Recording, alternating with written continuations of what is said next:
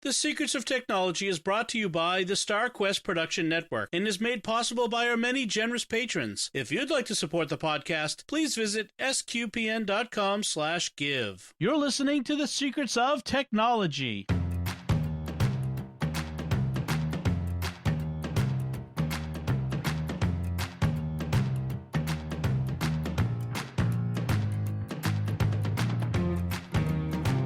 Hi, I'm Dom Bettinelli, and you're listening to The Secrets of Technology, where we discuss the technology news that's important to you from a uniquely Catholic point of view. And joining me today on the panel is Joanne Mercier. Hi, Joanne. Hi, Dom. How you doing? I'm good. So this is my favorite time of year. No, not autumn. It's Apple keynote season. Yay! So, well, the two of us, we're here. We're the Apple heads on the regulars on Secrets of Technology. So later on, we're going to talk a little bit about in advance of next week's announcements. Apple is scheduled their big announcements, their iPhone-related announcements, and maybe some other stuff too, for on Tuesday, September 10th. I think it is, if I've got my calendar correct. That's correct. I will be in front of my computer, or actually my Apple TV, watching the keynote, and I'm sure others will, as they can, join in, work allowing. So I'll be there. But first, before we get to talking about that, I want to talk about a couple of interesting things that are in the news that are somewhat controversial. Everything's in the news is controversial, but they've created some interesting conversation around technology issues, and I thought we could talk about some of them. And the first one involves Amazon and the Ring camera products. Amazon bought Ring a few years ago. Ring started as one of these smart doorbells with a camera and a microphone in it. They expanded that later to include cameras, security cameras, and now they have alarm systems, I think it is. So, and Amazon bought them, had brought them in-house, expanded some of their offerings. It's mostly the same, but they've got some new things to it. And then a story came out recently that brings up that Amazon is working with police departments on selling more Ring systems, which is obviously in Amazon's best interest, but also helping the police to connect with Ring homeowners who might have information that the police can use. So here's what we have. I'll have a link to an article that was originally in the Boston Globe. Now it's on the MSN.com, and it says that Ring had formed alliances with more than 400 police departments. The departments are given access to this social network that is connected to Ring called Neighbors, and Neighbors allows Ring owners and non-Ring owners, actually. You don't have to own a Ring in order to join the network, but they get alerts to emergency or other suspicious things in the neighborhood. They can post their suspicious video of people acting suspiciously on their cameras and that sort of thing, and police can monitor those posts. They can't see the videos unless the homeowners give them specific access, but they can ask for the videos taken by doorbell cameras that could help them in their investigations. Amazon also donates equipment to police departments to raffle off or to give away, and so on. So first, let's talk about that. Joy, what do you think about this initiative at first glance? At first glance, it reminds me a lot of what's happening in the genealogy world right now with DNA and the site called GEDmatch. And police have started to use GEDmatch because it's a voluntary site. We all put our results up there if we want to. And they started combing that to try to solve cold cases. Right. That's how they caught the Golden State Killer a while ago. Jimmy Akin and I talked about that on Jimmy Akin's Mysterious World earlier this spring, on how they did that. Yeah. Yeah, and you know, I'm of the mind personally that if my DNA can be of service to help somebody find maybe a distant relative, hopefully, that's doing this thing, not a close one, but a distant one, right? I would say fine, and I opted in for it. And see, that was the key when they first went into GEDmatch. It was kind of open season. But then GEDmatch closed and asked all of us to opt in if we wanted to. So I opted in for my DNA results, but not for my cousin's. My cousin is over 80 and has dementia, Right. and I'm in charge of her DNA, and I don't feel comfortable letting hers go because I can't ask her. If I could, then I'd say, okay, fine. Take it to the Ring video doorbell or any doorbell like this. If it's an opt-in policy, and if you think it's going to do your neighborhood good to find, the porch pirates and that kind of stuff, if that's what you want to do, fine. As long as it's our option. Joanne, do you have a Ring video doorbell? I would love to have one, but my husband and I are going round and round a little bit on the camera thing. And I keep telling him cameras outside good, cameras inside, I'm not so sure. Right. So I'd like to get one. I've had one for a number of years. I've added on some cameras, one that faces the driveway and one that covers the backyard. It works okay. There is some lag in how long it takes when someone rings the doorbell. If I want to talk to them, there's some lag involved. I'm not excited about, but some of that has to do with that. I don't have a wired one. I don't have a wire in the wall, for the doorbell, so it's battery powered, and so there's a bit of that issue with it. But I've had it for several years. I have it because of concerns of people breaking into cars, breaking into my house, stealing packages. In a previous place that I lived, I had packages stolen out of my front door.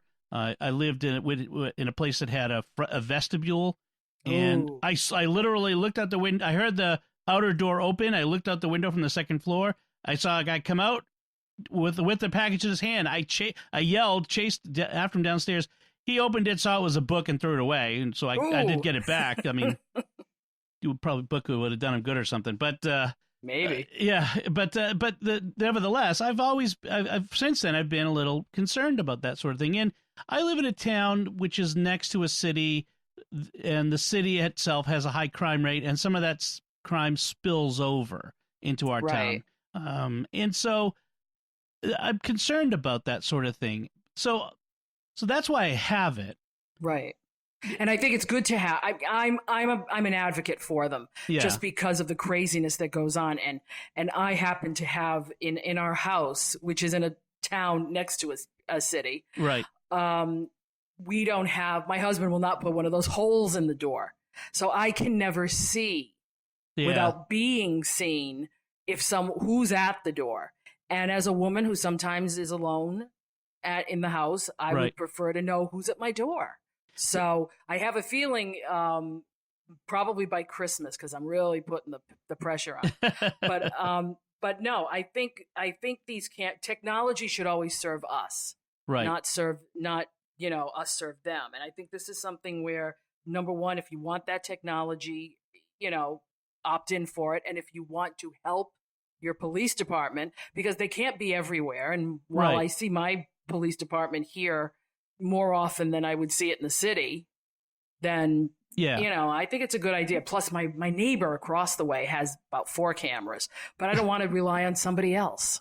Well, that's part of it too. And this is a key aspect for me is that I can give my stuff to the police department voluntarily. I mean, Amazon is far from being the only company that works with local police departments, both to support them by giving them equipment, especially law enforcement equipment or safety and security equipment that they can then give away to the community. I mean, the fact is it's Amazon and it's technology, and therefore it's sort of a sexy topic.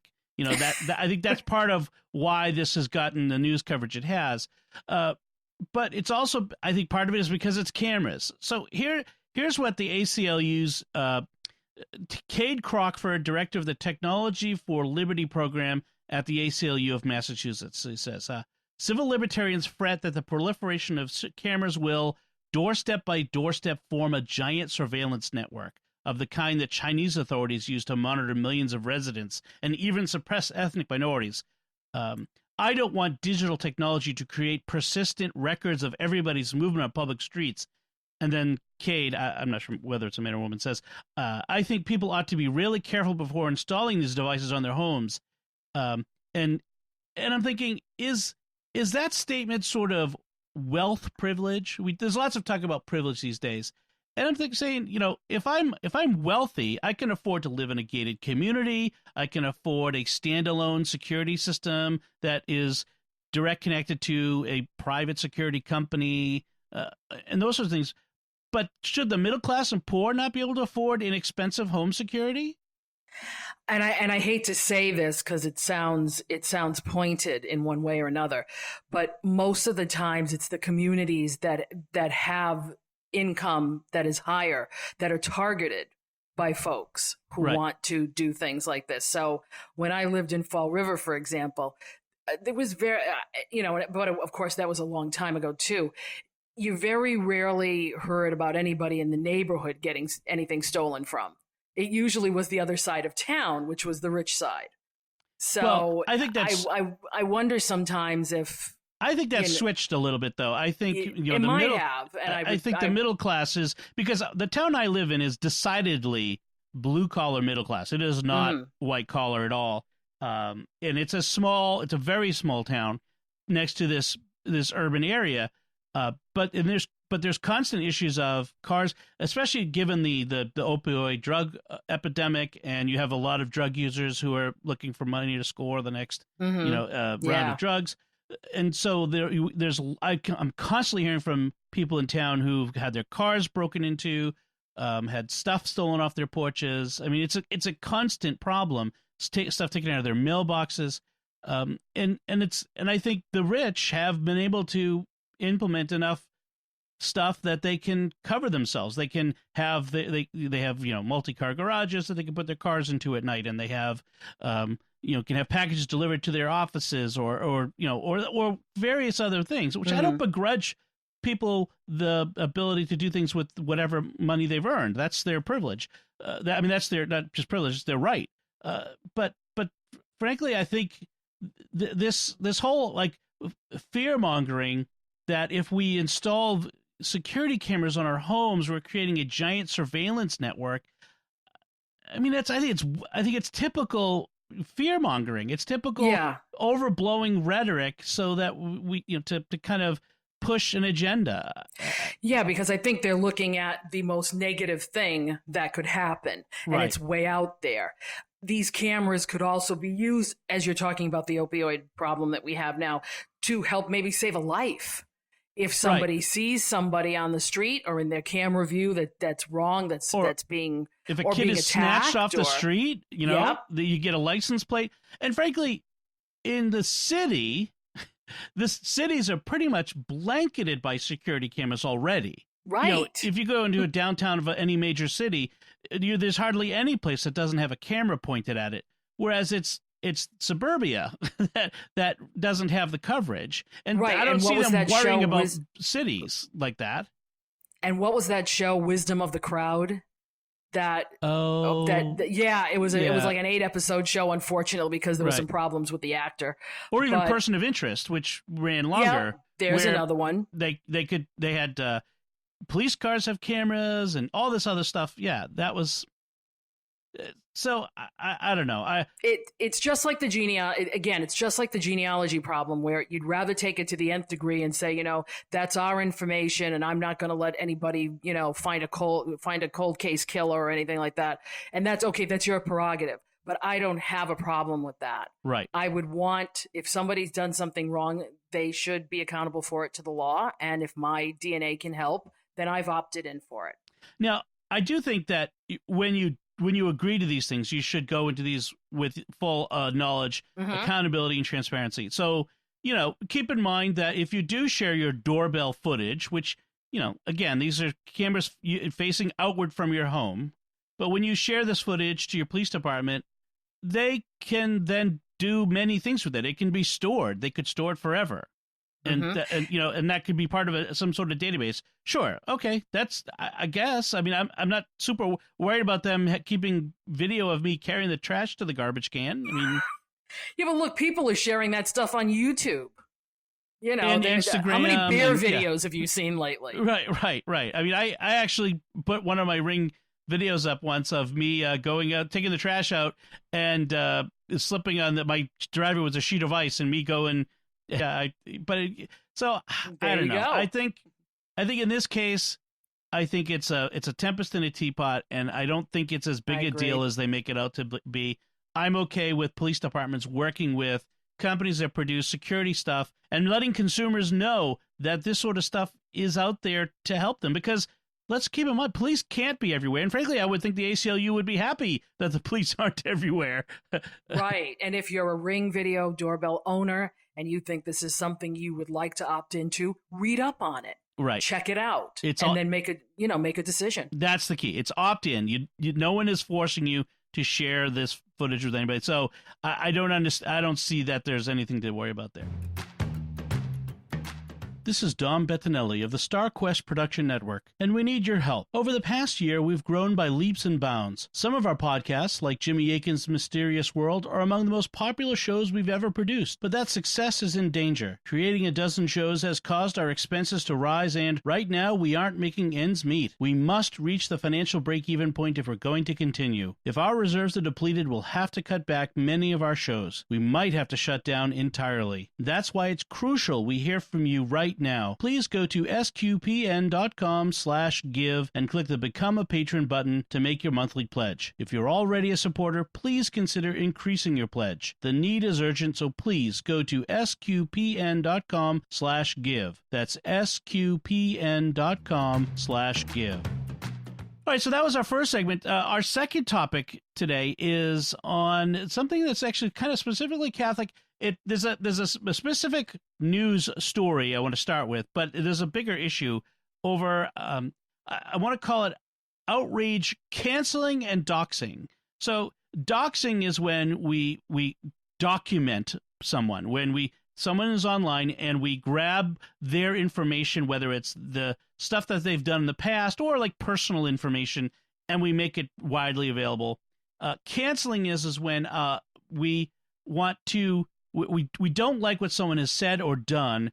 We don't like the positions they hold, say, in public, and we seek to have them driven from public life of one way or another, whether it's fired from a job or thrown out of office or various other things. Okay, so the proximate story for this was the Virginia's Democratic governor Ralph Northam, who has been recently in the news because of some comments he made in favor of abortion, and so Catholics were pretty upset about him from the start. He recently appointed this woman, a self-described Democratic activist from Alexandria, Virginia. He appointed her to the Virginia Council of Women. Now, the Virginia Council of Women, their job is to, hand out the scholarships to girls to go to college and that sort of stuff. There's nothing specific. There was nothing specifically Catholic related to the work of the council. Okay, so that's an important distinction to make. When she was appointed, there was a huge outcry because apparently the woman whose name is Gail Gordon Donegan, she had been known for, on social media, especially on Twitter, making outrageous anti-Catholic statements related to, the usual stuff, the scandal, priests and children, and that sort of stuff. So when she was appointed, there was this huge outcry. She should be thrown out. Bishops, the Bishop Michael Burbidge of Arlington, Bishop Barry Nestout of Richmond, called for her removal, that sort of thing. She was offensive to human dignity. So there was this outcry. And then, and we've seen this before on both sides of the political aisle, people, conservative, Democrat, and even non-political things. Joanne, what do you think of this whole process of digging through the social media posts of public people to find all the dirt, all the bad things they've said in the past to get them fired, especially if the job isn't directly related to the content of the posts, like it was in this case? Well, I think people have been doing this for decades, but because we have instant access right now to information, it's coming out a lot faster. Right. So you're able to get the dirt on anybody basically by doing a Google search, a basic Google search. Right. So I think, and since it can be transmitted really fast and wreck your life really fast. Like in the old days, it was probably done backdoor with, saying to somebody, I've got this information on you. You really don't want me to use it, do you? Right. But now it's like you can just push a button. Right. And it can be to everyone, everywhere. So, and there's more of this information out there. I mean, because social media has kind of given us more of us this ability to publicly say things that probably we might regret later, perhaps we might regret later, things that will persist through time, in Google. And the fact is I challenge the idea that anyone who's been on social media for more than a few years would have something that someone couldn't take offense at, or manipulate. Right. And that's the problem. I think it's more of a manipulation issue. It's how you say it rather than what you say. And people have gotten really good at being spin doctors as to how to make it look like, Joe Biden, for example, that whole issue with him and women, right? Got traction for a little while until everybody figured it was a lot of smoke and no fire, right? Things like that. But what I think the media nowadays does is they look for the sensational headline and they'll put it out there. My husband has this thing where we watch the news at night. Watching the news with my husband is like it's an exercise in absolute. I'm gonna go to heaven faster, like days off of purgatory for this. Right.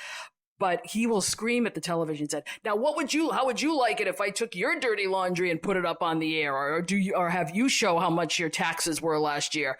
He gets really rankled on stuff like that, and we become a society where we're just about ready to dig up anything on anybody we don't like. Well, just so we can push our own agenda. Right. There's two different things here. There's one thing is if the things that they do or say are directly relevant to the way that they can do their job. If someone says, someone says something like they hate a minority group, I mean, that would be enough to disqualify you from most public positions. Or if this woman was put in charge of, she's anti-Catholic, she was put in charge of, say, grants to social service agencies that include Catholic agencies. That would be, I would say, okay, that makes me concerned about whether she could fairly do that job.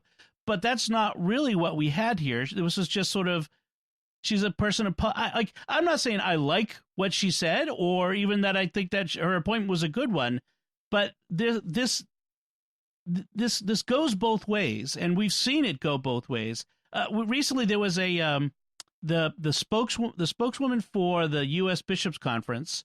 Yes. Her Twitter account, she had said some things that were favorable toward President Trump. And very quickly after that was brought out by, I think it was a National Catholic Reporter or something along those lines, that was publicized. She left her job. Now, the implication is that she was asked to step down, because as a spokeswoman, you're not supposed to be partisan, I guess. Yeah, I think that's usually what you're supposed to be, so neutral. Yeah, I have to say I don't buy that. I've seen people in that very job who are more, I would say, pro Obama, who did not get removed. Okay. And I've seen other spokesmen for bishops who very clearly had certain political points of view and we're not shy about it. So see, that's what I mean by agenda. Yeah. If you are in harmony with the agenda of the day, it's fine. But the minute you go out of it, they're ready to use it. And how about the ones who did something 50 years ago when things were more socially acceptable in certain cases? Right. There's dredging it up now, and people are like losing their pensions because... Or people who were young and did something stupid. And, right. Should we be held accountable for everything we've ever done in our lives forever as if we never change or regret or repent or, that sort of thing? One of the other things... That's so not Catholic. No, it's not. Exactly. It's so not Catholic, since we're in the forgiveness business. Well, another way that I see this happening is when people are guilty through following. And what I mean is this is especially true on Twitter. These articles that talk about certain unacceptable people who, we want to talk about maybe they have unacceptable views. Maybe they're not just, say, and this happens a lot with conservatives, maybe they're not just conservative, maybe they're really racist because they follow this guy or that guy on Twitter. And someone had a good point, is like, well, what if I'm just following that guy because I want to see what the other side says? Like it's this different, like this, we've created this category of guilt by following on social media, but I follow lots of people on Twitter. I don't know what most of them think on a regular basis, since Twitter doesn't show me. Twitter's like Facebook, that doesn't show you everything everyone says anymore. But B, you know, the idea that just because I follow someone, I agree with them, does that not reinforce the idea that we should only live in like-minded silos that creates more division in our society? Yeah, I have been known to follow both the church militant and James Martin SJ. Right. So if you want to go on both ends, you know, whoever wants to figure me out, go try to find it. And most of the time I will look to both sides of an argument to see where the middle ground is. So I shouldn't be pigeonholed because I happen to say, well, I heard that in the church militant. Oh my goodness, you follow that? Or, you know, James Martin said, oh no, you follow him. But even if you followed if you followed even just one of them, that shouldn't be an indicator that you have a particular, that you hold the same views as the people you follow. I mean, that is just it's a pernicious way of really creating a doubt about people, and we shouldn't do it in either way, whether it's toward conservative or liberal or whatever. We shouldn't do this. This only creates more division in our society, which we don't need more of. No, but also snooping to find information. Right. It's one thing to check somebody's background. It's another to do a deep dig. Right. Because the deep dig usually says you're looking for something. Right. I'm trying to dig up dirt on someone without knowing that there's anything there, merely for the purposes of using that to attack them. And that there's no charity in that, and there's nothing good that can come from that. And people change. People learn by their mistakes, and people move on. I don't think there's one person on this planet that doesn't have a skeleton in their closet. Right. I also have a hard time with the idea that if someone does something online, like we've had these cases where regular people, not people in public life, but regular private citizens captured on video, say, doing something, you know, maybe on their worst day, where they said something bad to someone and they were recorded on a Facebook video or something, and that person needs to be fired from their job, which they weren't even at work or whatever, but like their employer needs to fire them, and they should never be hired by anyone ever again. And I mean, what is the end result we're looking for? That person needs to be homeless and die on the street because they said something stupid on a bad day? Is this really where we want to go with things? Yeah, and then they'll complain there were more homeless people on the street dying every day. right, exactly. That they've created the problem because you're firing. Oh, that's the one that really gets my husband rankled. Yes. Is the guy that does the one thing on a bad day. Yes. And it's all over the news. Right, exactly. Everybody has the bad day, but like even if someone, I just don't like the idea that we want to hunt people down because of something they did and deprive them of any possibility, like whatever it is they've done, depriving people of any possibility of making a living and having a job and providing for themselves and their family. That I don't care what you think that person is guilty of. I don't believe that. That's tough. When I was teaching 20 years ago, I had students in high school say things to me like, if somebody does something to me, that's it. It's done. It's over. And I would look at them and say, so if you do something wrong, then it's one and done. You're over. And they'd look at me. Well, I'd say, if it's good for you, it's good for somebody else to think that about you too. Right. So now I know where the beginning of all of this was, around the turn of the millennial. Well, yeah, holding grudges and really cutting people off. I mean, yeah, it's the access to all of this information that we put out there every day through our social media really has played a part in this because it has. But what it has also done is put regular people in the public eye. The first one of these cases I really remember well is the woman who was on a plane flying to South Africa from the United States, and before she took off, she made a really crass remark, a really bad taste remark about AIDS and something about in Africa, like something like, I hope I don't get AIDS or something. It was really crass and tasteless. Then she's on the plane, her phone is off, she lands, she turns on her phone has blown up. She's been fired from her job. She's like, she's a persona non grata because she made she was on Twitter to her like 50 followers or whatever, but people saw this and they went viral and then I saw a follow-up with her years later and how it really kind of ruined her life. It sent her in depression. She couldn't get a new job.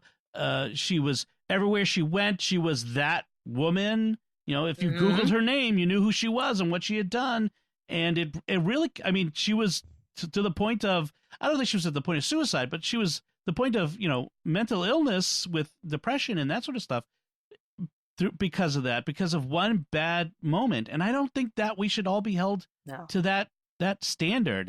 I don't think it's right. No, we shouldn't be, our whole lives shouldn't be defined by one moment. Right. Like one bad moment. Right. I think everybody's got them. How do you know she hadn't had a couple of drinks to get herself on the plane to fly to South Africa? Right. People, And often I've done it. Other people have done it. I've said something off the cuff in private to someone because we know the context, we know each other.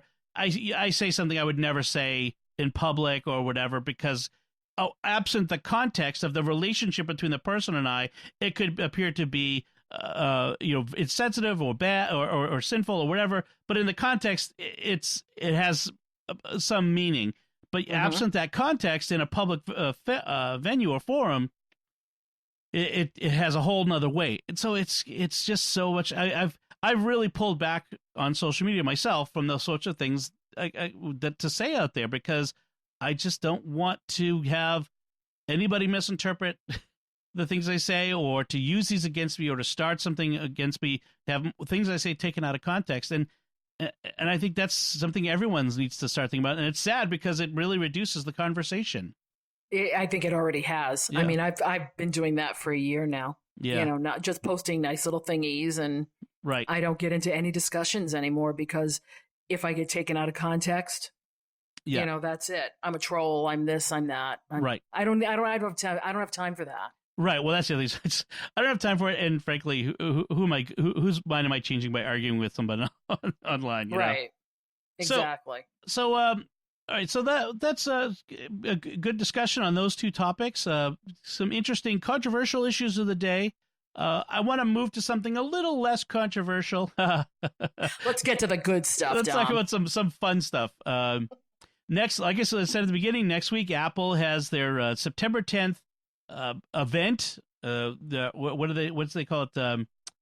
This is it's supposed to be the iPhone release. Here comes the innovation, or here's your innovation. By innovation only is the name of it. Yeah, innovation only. So this is the annual event at which Apple reveals the iPhone that they're going to be selling for the next year, or iPhones, which is usually the case now. So let's talk about that first. What are you have? Which iPhone do you have right now, Joanne? I have an 8 Plus. Okay, and I've got the 10. Mine's a couple years old. Mine too. Are you in the market? Are you looking to this? Was this a buying event for you? Well, it's kind of not sure because I happen to have a phone which I think is my first iPhone Lemon after all these years because I've had many different problems with it. But I keep hearing the rumors for 2020 saying it's going to be a 5G iPhone. So now I'm like, I think I want to wait. I have to say, with the 5G, I think it's more hype than promise right. with it because 5G is all about the short range. I don't live in a city, like I've said before. I don't think 5G is going to make a difference in my life for a while yet. Right, but the newest rumor now is that they might be putting in under glass fingerprint thumb sensor detector. Yeah. I mean, there's some interesting stuff. Well, I have to be honest. I am on one of those phone plans through my carrier where I can upgrade my phone every year. Same here. I did not upgrade last year because while the improvements were nice, they weren't enough. And no. My upgrade date was like in December, and I'm like, I've already made it several months. I've had a few months to think about it. This phone is good. The 10 is good. I don't need to be getting rid of this phone already. And in fact, it's still a good phone. I still enjoy it. What came last year, I don't know. It feels like it's a lot. It feels good to me that this might be a phone to upgrade to. When next year rolls around, I will be, I'll be able to upgrade if it's really that good. But I don't know. We'll have to see. I'm pretty sure I'm going to upgrade this year. Yeah, and I'm still on the fence about it, only because I use that fingerprint reader a lot in the car. Yeah.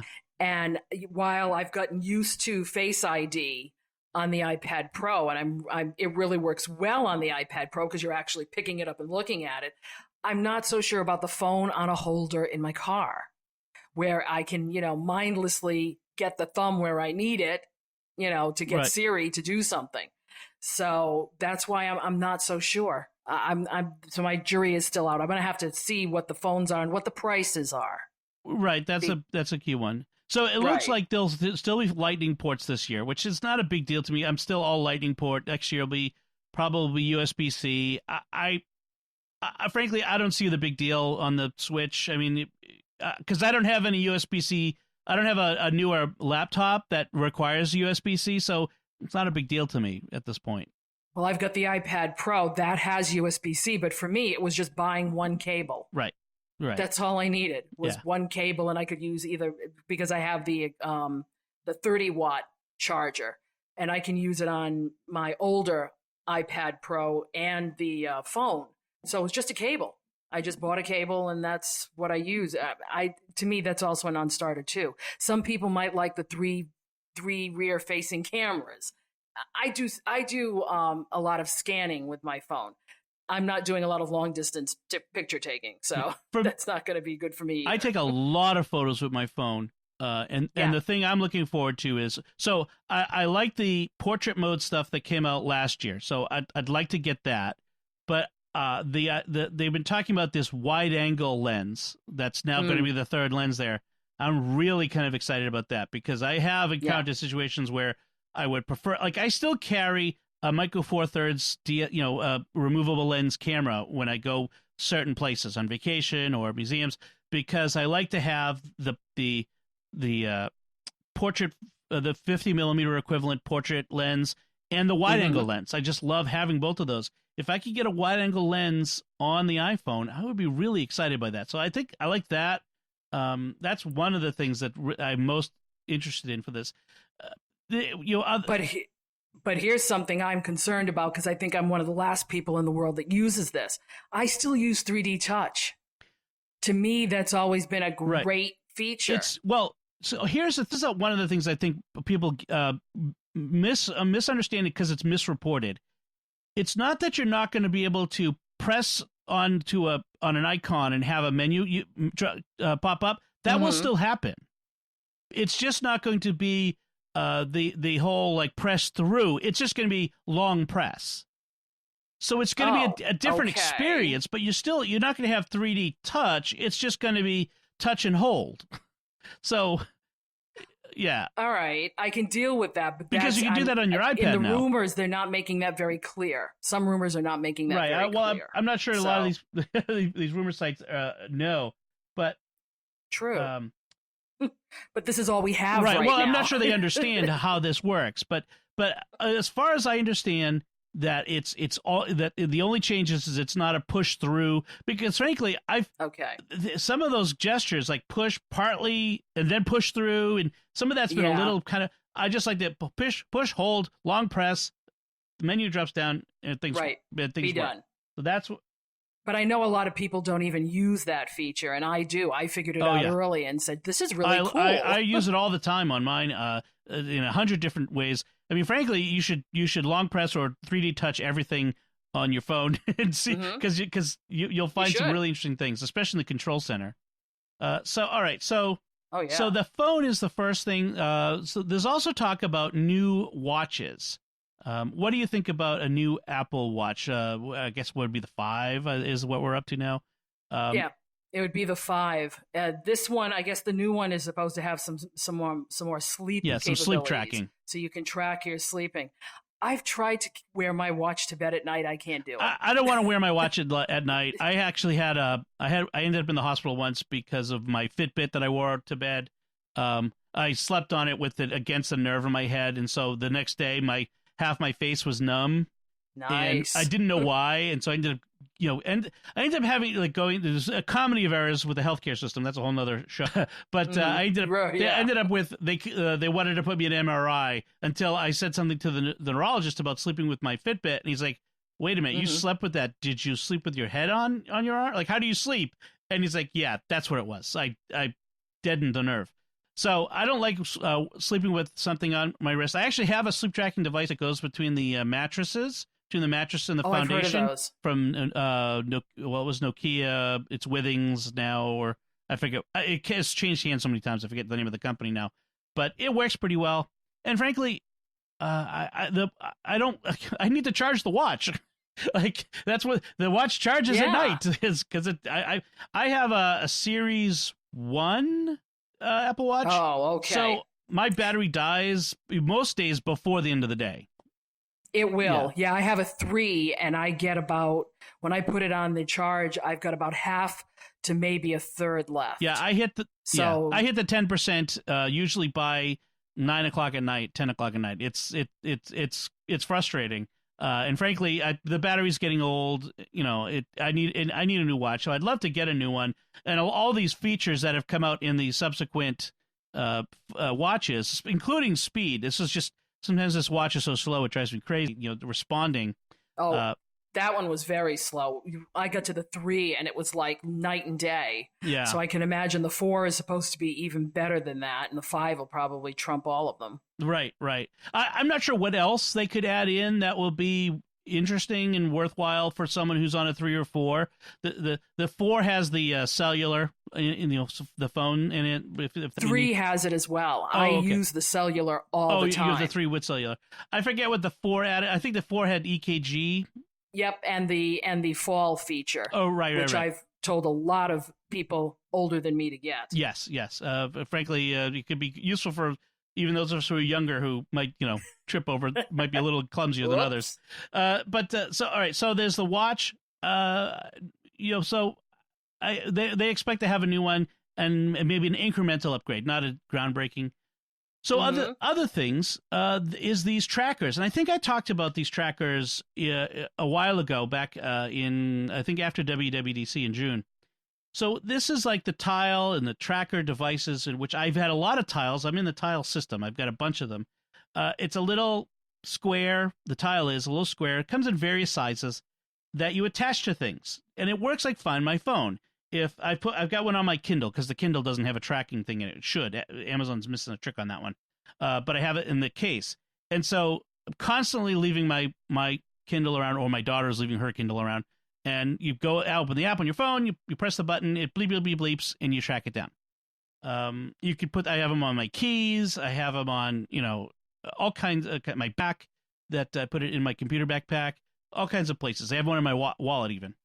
Okay. So Apple is getting in the game, and the one of the things they're talking about that it might do is an augmented reality way of tracking. So here's the thing, like, and you can maybe do this with your phone and iPad. Like sometimes my phone falls out of my pocket. I'm walking around. I hear the noise. I hear it ringing. They're making the sound. I have no idea where that's coming from. It's like my stereo hearing is off. It's like it sounds like it's coming from everywhere. So with the augmented reality is you hold up your device, which is an iPad or another phone, and it will pop up a little indicator in the room or place that you are, pointing with an arrow right at where it is.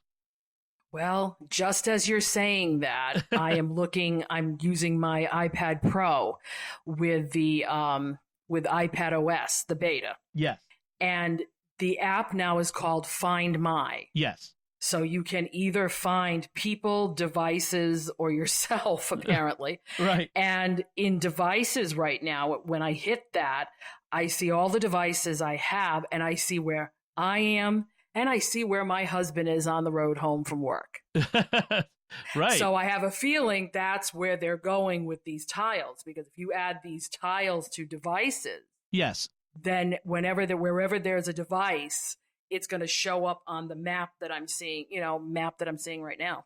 And the way the Tile works is that any phone that has the Tile app on it and it has Bluetooth on will be able to say anonymously, I'm here and I'm seeing these Tile devices near me. So that theoretically, if I lose my keys at the supermarket on the floor, if someone in the market with a Tile app on their phone, they'll see it. Now, not enough people have the Tile app for that in outside of big cities, where you have a high concentration of people, that it's not necessarily going to find it.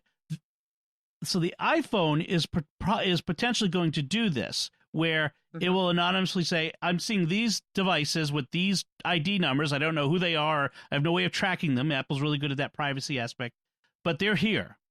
And so with the number of iPhones that are out there, millions and millions and millions of them everywhere, you will be able to find your stuff. I mean, unless you lose it in the middle of a football field, far or in the woods where nobody goes. Otherwise, the stuff will be able to find. I really like that idea. Yeah, and you can, on this app, you can choose to share your location or not. Yes. So if somebody doesn't want to, you don't have to. And you can receive location updates, which means as your Tile or phone or whatever moves around, it will come back and tell you where things are. So if I wanted to say right now, watch my husband as he's coming home, I suppose it would give me updates. So I have a feeling that's why they've redone the app. Right. To single in on not just our devices, but these tiles that they're coming up with. Right. But it's all about finding the people and the things that are important to us. And it's all in one app. I like that idea. And putting Tile out of business. Well, Tile is concerned apparently, but I think that I've heard that they've been kind of struggling a bit. And Apple has the resources to do it right, and so that's if Tile were smart, they would have got acquired by Apple or Amazon or somebody by now. But apparently they didn't manage that. So I want to talk about one more thing that we might see next week. And that is, I've gone from sort of like most likely to only sort of possible. And this one is an updated Apple TV. We've got Apple Arcade coming this year, which is going to be the Apple's game service, the subscription game service. We've got Apple TV Plus coming later this fall. I think I don't know what technical they would add to Apple TV that would be necessary. But it seems like this would be the time to upgrade it if you're going to upgrade the hardware. Yeah, I can't think of what more they would do to it, only because they are putting Apple TV Plus on other devices other than Apple. So they're putting them on Samsung TVs. Sony, I think, is trying to come up with a deal to get the Apple TV Plus service in it. Yeah. Okay, right. So right now, everything in Apple TV is exclusive to the hockey puck device. Well, so I'm wondering what they can do to make it. One of the things that they've talked about is there's a new HDMI 2.1 connector, which has better settings for showing. It's really technical, variable refresh rates, quick frame transport technology. Blah blah blah blah blah. Is it Dolby Atmos? Maybe they're looking for. They're probably going to They're probably upgrade the audio out from it. So there's talk of that. Maybe we'll see, because Arcade is coming. Maybe we'll see a better remote for playing games. Maybe. The remote is it's useful for only very limited usage at this point. So probably, if anything, a faster CPU and that sort of thing, because it'll be driving so much 4K video. So if it has an upgrade, it'll be minor. I think it'll be a minor upgrade. Yeah, because I have a 4K and I have the 3 and the 4, and there isn't much difference other than I have a 4K TV and I got the 4K for the 4K. So right. So, those are the big things. I don't think we'll see a new iPad on Tuesday. I think if there are new iPads, they'll be in October in their own event. I don't. They're still. I was gonna say, I don't expect any Macs or MacBooks to be released either on Tuesday. Well, they're still talking about that 16-inch MacBook Pro. Yeah, I think I would be really shocked if we saw any Macs at this event. This is really an iOS event, and really iPhone and the things that are sort of in its halo, which the AirPods are, and the Apple Watch is, and maybe the Apple TV. You could say it's in its halo because the phone connects to it. But I don't expect to see an iPad or refresh or any Macs at all. I really don't. The Tile tracking device would also be in that iPhone halo that we could expect. So I think we're pretty. I think that's pretty much it. That's going to be a lot for them to cover anyway. And then iOS 13 and iPad OS are going to be out probably Friday the 13th. Friday the 13th, really good timing. Well, iOS 13. It fits. Yes, it does. It fits. Just better pray that those servers don't go down, because it'll be all over the news that they went. iOS 13 went bad on the Friday the 13th. I mean, that would be really bad PR. So I would hate to be that guy. I'm already on 13.1 on the beta. I did not do the beta this year. I heard that the beta was even less stable than usual, and by the time it got more stable, I decided that I can wait. The rumors are correct on that. It's a wonky one, and I'm glad I'm using it on a brand new iPad that is not into my workflow yet. Yeah. So, yeah. But I'm waiting going to have to wait for 13.1 now so I can pull that certificate and just go to the regular public releases. That's right. Because you're on beta 13.1. Interesting. Yes. Oh, okay. Yeah, that was really weird that they came out with a 13.1 beta before they released the Gold Master of 13. That was a really weird thing. Something tells me and knowing the bugs I've seen, something tells me they needed to do that. All right. So in other news, quickly, some headlines. Apple did release an emergency patch for the iPhone a couple weeks ago. They had an update earlier this summer that re-broke a jailbreaking patch. So go ahead and install that if you haven't yet. You should have done that by now. There's Android 10 is officially out for Google Pixel phones. So if you're a Pixel user, have at it. It's the Q release. I don't know what candy they picked for Q, but I have no idea. They use Q as their they have the letters of the alphabet, and then they use a candy as the code. O is Oreo, P was I have no idea, but I don't remember the candies. But so that's out, so you can check that out if you have a Pixel phone. There was a story about Google Play. There was an app in the Google Play Store that had 100 million downloads that was also carrying a secret payload. And when I mean secret payload, it was software or small program or Trojan horse that was executing stuff that the user didn't know about. So it was called Cam Scanner. So it was a legitimate app. It was for scanning and managing documents, but there was also a little program in it that contained a malicious module, as how it was described. So if you have Cam Scanner on your Android phone, you ought to either take it off or update it if there's a new, more updated version on your out there in the Google Play Store. So that's the headlines of the week. So before we finish out, I do want to take our picks of the week, and it's just you and me to win. So I'll let you go first. What is your pick this week? Well, since I've been talking a lot about my iPad Pro 2018, I'm going to pick the Bridge Pro keyboard that goes with the iPad Pro 12.9. Mm-hmm. It believe it or not, when you put this thing together with your iPad, you swear you have a laptop with you, right? Because it's heavy, made out of aluminum. It has the adjustable backlit keys.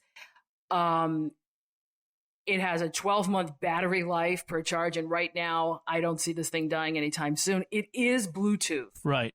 But I have found, at least on the iPad Pro, that the connection is much more solid than I had a Zag one for my other iPad, my smaller iPad Pro, and that could get a little wonky. This one seems to be holding steady pretty well. I love it because it feels like my MacBook Pro. The keys feel just like it, so I don't feel so bad. There is the only wonky feature I have found, and I think Leo Laporte also found it, is that sometimes if you hit the shift key and hit, a regular key to make it uppercase, it sometimes doesn't take on the first shot. That could be the keyboard. That could be somebody who types really fast. Right. Could be software. Like me. It's interesting that there are so few smart keyboards that use the smart connector. I have an iPad Pro 9.7, a few years old now, with the Logitech Create case, which I like the keyboard. The case itself, it keeps the clasps that hold it in keep breaking. It's my second one that I got on a warranty replacement, and this one broke within a week because I have to take my iPad out of the case on a regular basis. So, but it has that smart connector, and and I just love that. Snap it down with the magnets, and you're typing. With the Bluetooth keyboards, it's always that lag when you haven't been using it. It has to turn itself back on, so there's that lag between when you first start typing and it responds, and that always bugged me. But I think it's because the smart connector on these new iPads are also used for the Apple Pencil. Right. So you can't put two things on. I mean, you have to make a choice. Do you want to put your Apple Pencil on there, or do you want to? And plus, I'm like you. Yeah. I take my iPad out and use a regular case when I go and play, because I use it as that holds all my music. Right, when you do the organ at church. For Mass, yeah. So I'm not going to use that case. I'm going to use a regular case. And it goes in and out nice and easy once you get the hang of it. Yeah. But it is pricey. It's $169.99 for the big one. Just the keyboard, and now it has it comes with a magnetic back, so you can put it on the back of the iPad so it doesn't get scratched. Earlier versions did not come like that, but I swear by it. But if you're one of those people that wants your iPad to remain light and feathery, this keyboard will not do that for you. It'll make it feel like you're carrying a laptop. Right. That's true. But that's true. For my purposes, that's fine with me. So it's $169. It's $170 rounding for the 12.9 size, and $150 for the 11-inch size. So if I get, I'm still. I'm buying so much technology. I have to get a new watch. I have to get a new phone. Slow down, Tom. I know I can't afford any of this. No. I can't afford any of it. But I really would love to upgrade my iPad because my kids, my second oldest daughter is of an age where she needs her own computer, and I want to give her this iPad that I have now with the keyboard. That could be her computer. I think that would be sufficient for her. So I want to upgrade, but you put it all together, it's pricey. You need to go work for Apple and get the discount. I'm gonna go to work at the Apple store and get the Apple Genius discount. That'll be my side hustle in all my free time. Well, my pick of the week is an online service called Zapier, Zapier.com. It's an automation system that connects different web-based or web-connected software. So, for instance, this is one of the things I'm using it for. I have to keep track of a bunch of podcasts. And one of the things I need to do is every time there's a new episode, I put it in Airtable, which is an online database, and I put a new entry in, and I know like when we're going to record it, when it's going to get released, who's going to be on that episode, et cetera, et cetera. I also have to create a project in my project management software called OmniFocus, where I have all the different steps that are involved in creating a podcast episode. There's about 16 different steps, from scheduling, sending a reminder email to participants in the show, all the way to posting it and that sort of thing.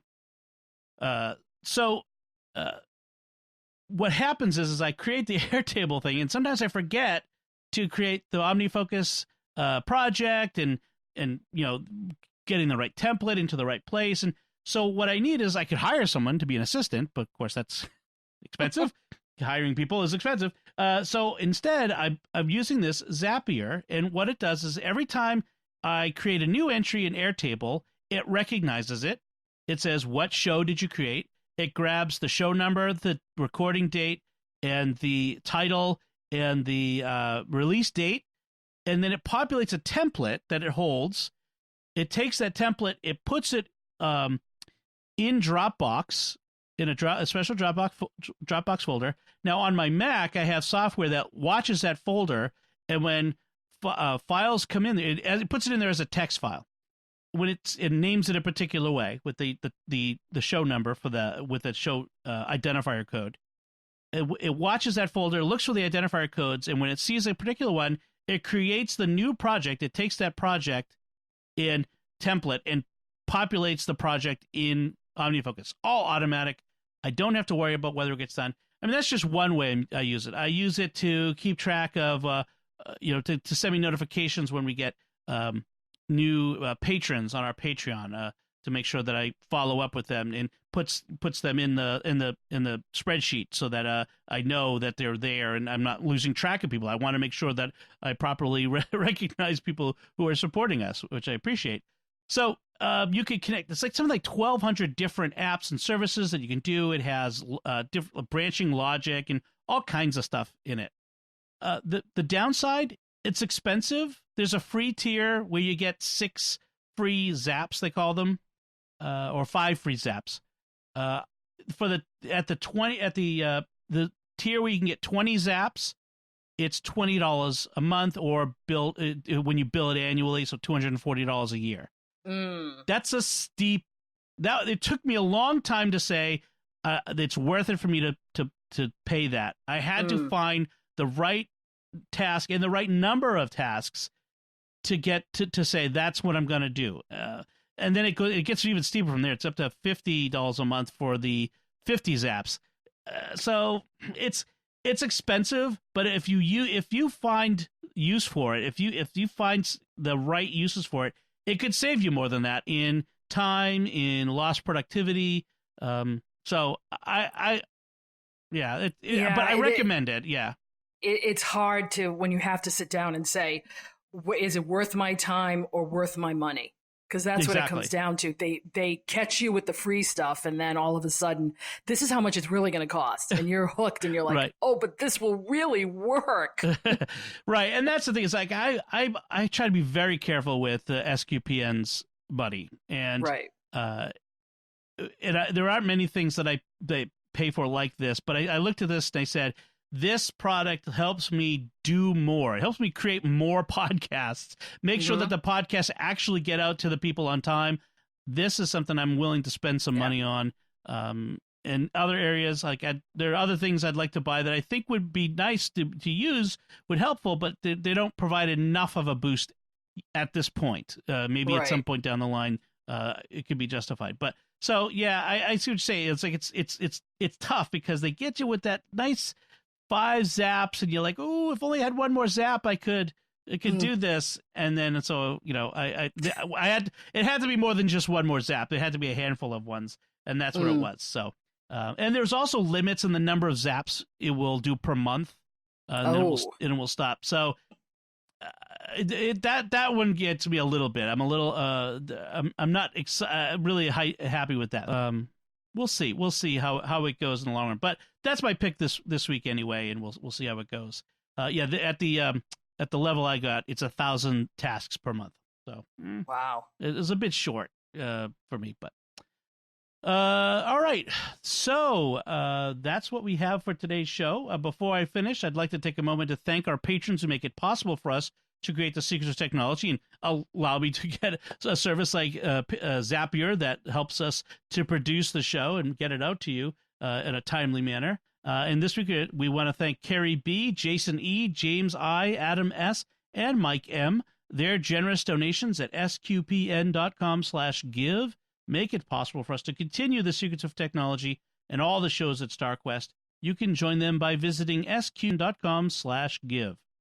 So that's it from us. If you had anything to say on our discussion about the Amazon Ring cameras, on the canceling and doxing outrage, on the Apple keynote, or any of the other things we talked about, you can go to sqpn.com/technology or the SQPN Facebook page at facebook.com/StarQuestMedia, or send us an email to technology@sqpn.com. And I'll put all the links from our discussion on our show notes at sqpn.com. Be sure, if you have not yet done so, subscribe to the show in Apple Podcasts, Google Play, Stitcher, TuneIn, your favorite podcast app, or on YouTube at the SQPN YouTube channel, where you should hit the bell to get new notifications. Until next time, Joanne Mercier, thank you for joining me and sharing the secrets of technology. Thanks, Tom. Always a pleasure. And once again, I'm Dom Bettinelli. Thank you for listening to the Secrets of Technology on Starquest.